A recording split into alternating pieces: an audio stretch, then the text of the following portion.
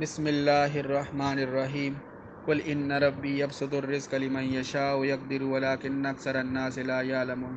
اس آیت میں اللہ نے فرمایا کہ اللہ جس کے لیے چاہتا ہے کشادہ رزق کر دیتا ہے، اور جس کے لیے چاہتا ہے نبت والا رزق دیتا ہے، اور اکثر لوگ جو اس بات کو نہیں سمجھتے۔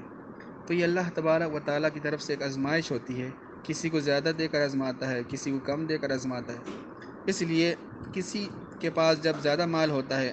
تو بڑا خوش ہوتا ہے، تو اپنی دنیا میں مگن رہتا ہے اور اس کو بڑی کامیابی سمجھتا ہے، یہاں تک کہ وہ ناکام ہو جاتا ہے آخرت میں۔ اور کوئی ایسا بندہ ہوتا ہے جس کے پاس اتنا مال و دولت نہیں ہوتا، جس کی وجہ سے وہ نا امید ہو جاتا ہے، مایوس رہتا ہے۔ حدیث میں آتا ہے جو فقر ہے انسان کو کفر تک پہنچا دیتا ہے،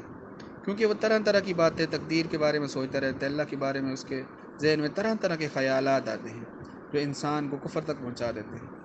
اور ایک جگہ اللہ نے فرمایا کہ وما اموالکم و اولادکم فتنہ، یہ تمہارا مال اور جو تمہاری اولاد ہے یہ ایک آزمائش ہے، کہ انسان دنیا میں مال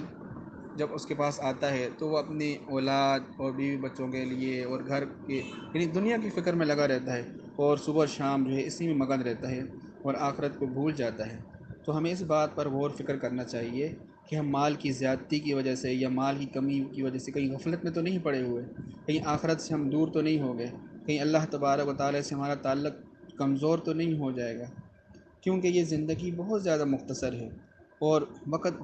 گزرنے کے ساتھ ساتھ ہم دن بدن موت کے بہت زیادہ قریب ہوتے جا رہے ہیں۔ اور جب ہمارا وقت پورا ہو جائے گا تو ہم سب چیزیں یہ چھوڑنی پڑیں گی، یہاں تک کہ اپنے والدین،